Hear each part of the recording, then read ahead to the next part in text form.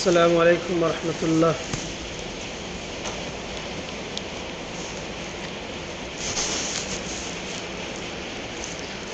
حاضرین جمعہ،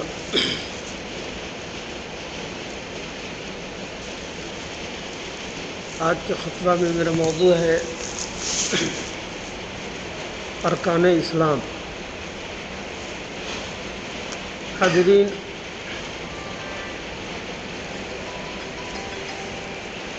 جس طرح ایک عمارت کی مضبوطی کے لیے پیلرز کی ضرورت ہوتی ہے، اسی طرح اسلام کے بھی 5 رکن ہیں۔ جب تک انسان ان 5 پر کما حقہ ادا نہ کرے تو وہ ایک کامل اور مسلمان نہیں ہو سکتا، وہ اسلام کی مضبوطی کا دامن نہیں تھام سکتا۔ حضرت عبداللہ ابن عمر رضی اللہ عنہ سے روایت ہے کہ بنی الاسلام علی 5: شہادت ان لا الہ الا اللہ واشہد ان محمدا عبدہ ورسولہ واقام الصلاۃ وایتاء الزکاۃ وصوم رمضان وحج البیت، کہ اسلام کے ارکان 5 چیزوں پر ہے: اللہ تبارک و تعالی کا کلمہ کے ذریعہ اقرار کرنا،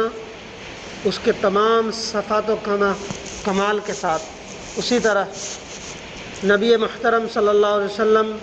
کی نبوت کا اقرار کرنا کہ محمد عربی صلی اللہ علیہ وسلم آخری پیغمبر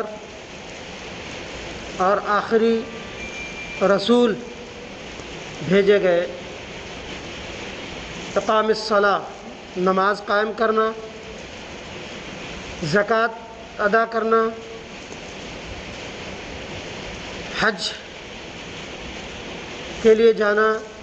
اور رمضان کے روزے رکھنا۔ یہ 5 چیزیں بظاہر ایک رکن ہے، لیکن ان سب کے پیچھے ایک اسپرٹ ہے، ایک روح ہے۔ جس طرح ایک قیمتی سے قیمتی موبائل کا کام ایک جگہ سے دوسری جگہ مواصلات کرنا ہے، اگر خوبصورت سے خوبصورت ترین چیز آپ کے جیب میں ہے لیکن اتصال نہیں ہو پا رہا ہے تو اس کا وہ روح سے خالی ہے، وہ موبائل کسی کام کا نہیں ہے، جب تک کہ یہاں بیٹھا ہوا دنیا کے کسی کونے سے جب تک کہ اس کا اتصال نہ ہو پائے، جب تک کہ وہ کانٹیکٹ نہ کر پائے، تو کتنا ہی خوبصورت موبائل یا ٹیلی فون آپ کے جیب میں ہو لیکن وہ ناکافی ہے۔ اسی طرح ایمان اللہ پر، اس کے رسول پر، ایمان کی اسپرٹ یہ ہے، اس کی صحیح چیز یہ ہے کہ انسان ہر حال میں حق کا پابند بن جائے، کوئی چیز حق کی رکاوٹ میں آڑے نہ آئے، اس کو کہتے ہیں ایمان کی اسپرٹ، ایمان کی روح۔ اسی طرح نماز ایک عظیم ترین رکن ہے، 24 گھنٹے میں 5 بار فرض ہے، نبی اکرم صلی اللہ علیہ وسلم نے اسے اپنے آنکھوں کی ٹھنڈک بتائی ہے اور ایک رکن ہے نماز، لیکن اس کا اصل اسپرٹ جو ہے، اصل روح ہے، وہ تواضع ہے، وہ انکساری ہے۔ نماز ہمیں اور آپ سب کو تواضع اور انکسار بناتا ہے۔ فخر اور کبر اس کی زندگی میں کہیں کسی پل در نہ آئے، یہی نماز کی اسپرٹ ہے، نماز کی روح ہے۔ اسی طرح زکوٰۃ ظاہری طور پر ہم اور آپ تو یہی سمجھتے ہیں نا کہ ایک مال کی ایک رقم نکالنا ہے اور ضرورت مندوں پہ خرچ کرنا ہے، لیکن اس کی اسپرٹ یہ ہے کہ انسان ہمیشہ کے لیے خدمت خلق، خیرخواہی اور دوسروں کے لیے بھلائی کا خوگر بن جائے۔ ایسا نہیں ہے کہ آپ اپنے مال کا 2.5% نکال کے کہیں جیسے تیسے خرچ کر دی اور آپ اس سے اس کی روح کو، آپ اس کی اسپرٹ کو پا لیا، بلکہ یہ ہے کہ انسان ہمیشہ کے لیے خدمت خلق اور خیرخواہی کا، بھلائی کا خوگر بن جائے۔ تو زکوٰۃ کی یہ اسپرٹ ہے، زکوٰۃ سے ہمیں یہی سبق ملتا ہے۔ اسی طرح حج ظاہری طور پر ایک مراسم عبادت کا نام ہے، لوگ بہت دور سے ایک جگہ اکٹھا ہوتے ہیں، حج ادا کرتے ہیں اور اپنے اپنے گھروں کو چلے آتے ہیں، لیکن اس کے اندر جو اسپرٹ ہے وہ اتحاد ہے، وہ اتفاق ہے، اختلافات سے دوری ہے، کہ زندگی میں اختلافات ہونے کے باوجود انسان اتحاد سے، یونٹی سے جینے کا طریقہ سیکھ جائے۔ یہی ہے حج کا اصل اسپرٹ، اصل روح، کہ دنیا کے ایک الگ کونے سے انسان، الگ نسل کا انسان، الگ رنگ کا انسان، الگ زبان کا انسان آتا ہے ایک کلمے کے ساتھ، ایک لباس کے ساتھ، لبیک اللہم لبیک کے ساتھ، اور اس کا اسپرٹ یہی ہے کہ وہ جہاں جائے، جیسے جائے، اتحاد کا،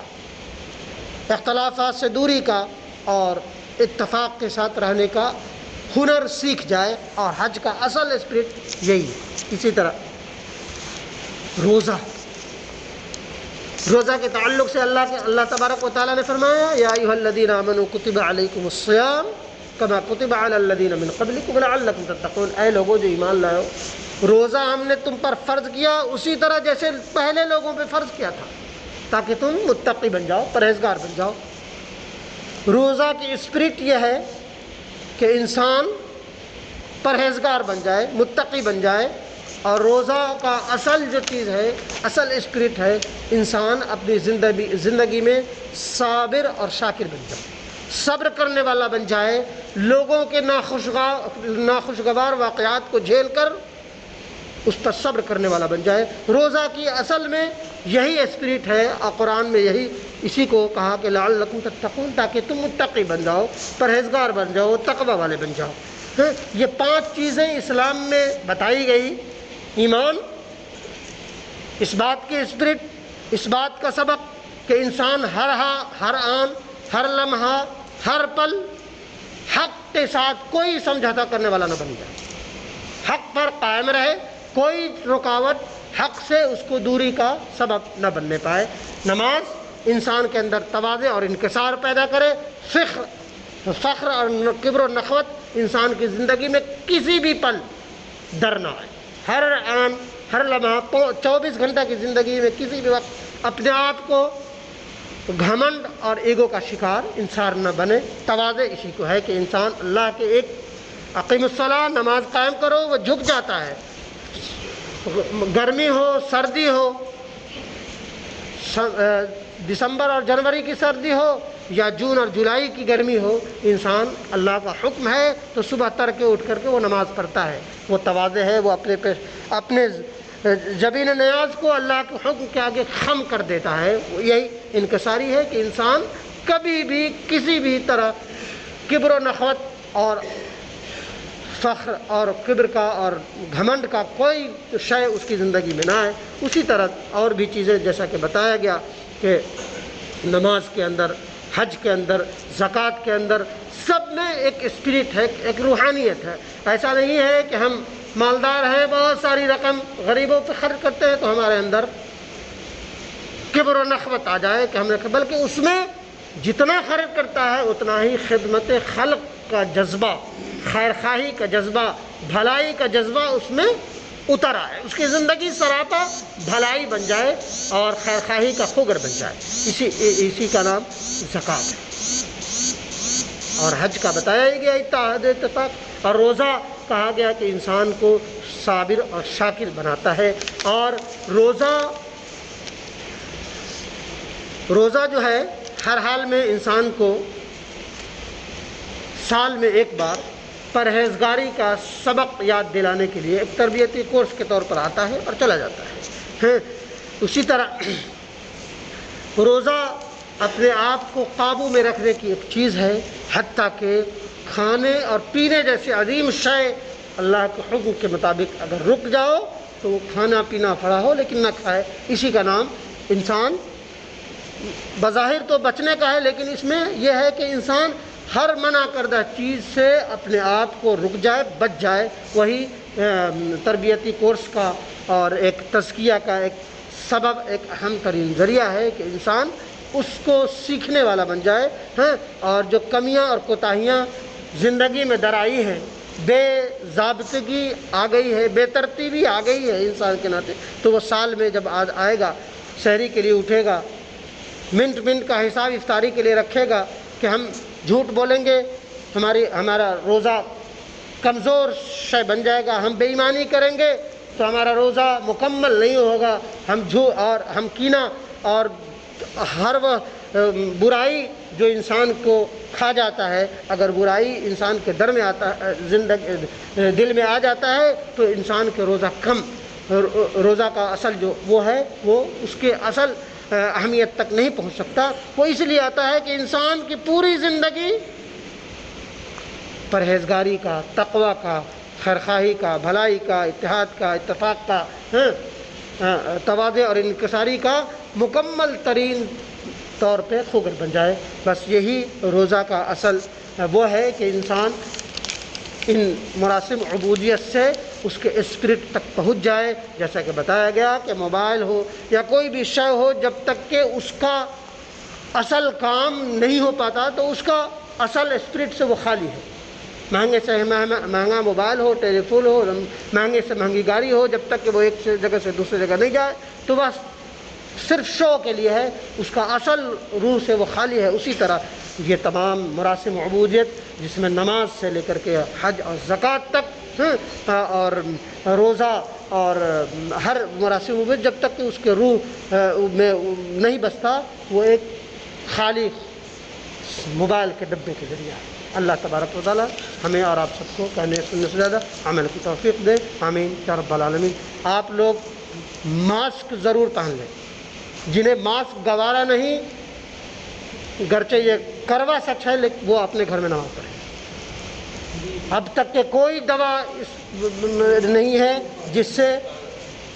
اس بیماری کو پھیلنے سے رک جائے، یہ ماسک ہی ایک اہم ترین ذریعہ ہے، اور یہ ساری چیزیں قرآن اور حدیث سے ملتی چیزیں ہیں، لہذا اس بات کا آپ لوگ خاص طور پر خیال رکھیں۔ اللہ تبارک تعالیٰ ہم سب کو عمل کی توفیق دے۔